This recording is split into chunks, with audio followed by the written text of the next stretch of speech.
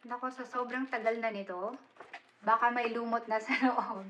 So, kailangan ko nang i-unbox ang bago kong Longchamp. And I feel na kailangan ko talagang i-share to kasi last year, I created a Longchamp series para i-share sa inyong lahat kung ano yung pwedeng gawin at hindi pwedeng gawin kung bibili kayo ng Longchamp. Bago ko ipakita kung ano yung binili ko, I just want you guys to remember one issue ng isang artista sa atin at sinabi niya na hindi siya pinansin sa Taipei 101. This is what you guys can do in case na gusto niyong pumunta sa Taiwan, lalong-lalo na sa Taipei 101 para bumili ng mga branded na mga bagay-bagay.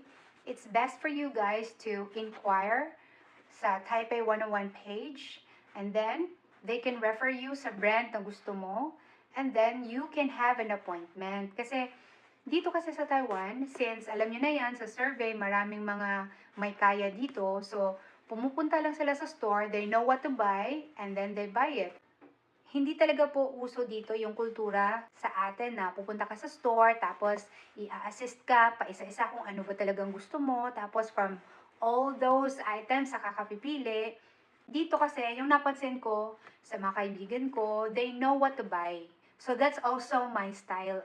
Alam ko kung anong bibilhin ko, so pag pupunta ako sa shop, diretso ko nang kukunin yung gusto ko. It so happened na pumunta kami sa Xingyi to try this fine dining restaurant.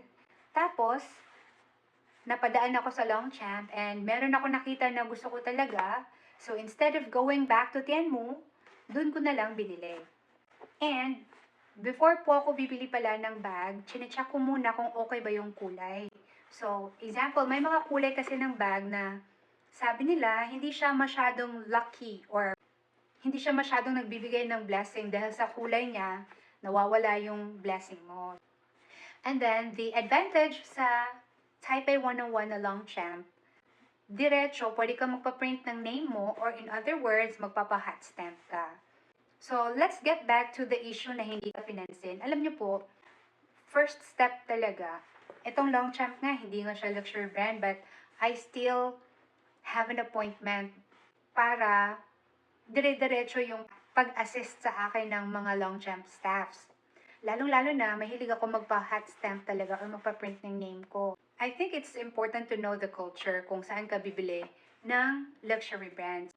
I feel bad na yun yung naramdaman ng artista sa atin kasi maybe para sa kanila gusto nilang dito pumili talaga, but then again sa style dito sa Taiwan talaga, lalo na yung mga kilala ko, they know what to buy. They don't have to ask so many questions or let the staff work so hard for you to choose an item. Gusto kung ano yung gusto nila, they buy it. Hindi na kailangan pang maraming sinasabi, but ako yata yung maraming sinasabi. So, let's open my Longchamp. As you can see, it's always nicely packed kapag Longchamp. Yung sa Taipei 101, they're very nice to me. Yan lang po, ganyan lang po yung ayos sa loob. Then, I have my receipt. Magkano ba yung bili ko dito? It's 5,700. Kaya, Longchamp is really affordable. You don't have to buy fake online, okay? Lagi kong sinasabi yan. Hindi po siya worth it na bibili kayo ng fake online. Tadaan!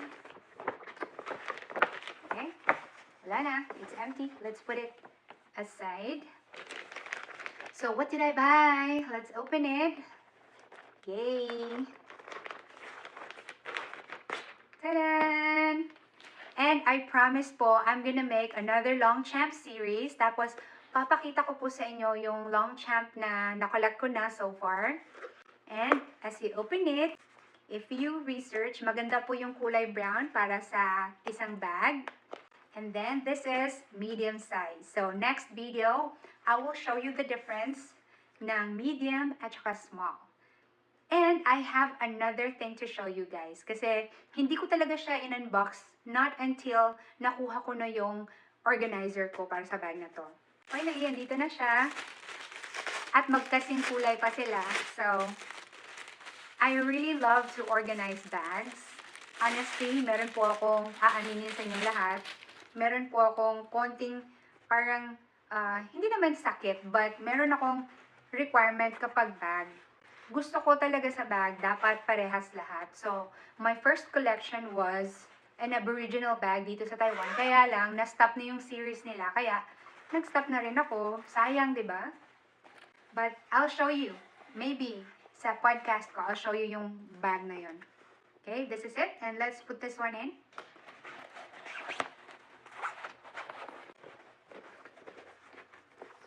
Ayan, it's so nice. Saktong-sakto siya sa shoulder ko.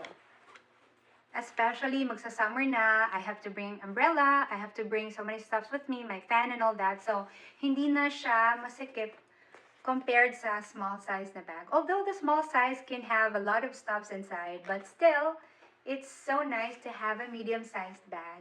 Siguro next goal ko, I wanna buy the large one para sa travel naman. But anyways, I hope you enjoyed this unboxing video. Kung gusto niyong bumili ng original, favorite Longchamp branch ko ay nasa Tianmu, Sogo, and Taipei 101. And by the way, this is my Longchamp card to certify that it is original from Longchamp. So, if you want to know more about Longchamp bags, follow Hello Phil Tai here on TikTok. See you next time. So cute. I like it. Bagay pa siya sa outfit ko.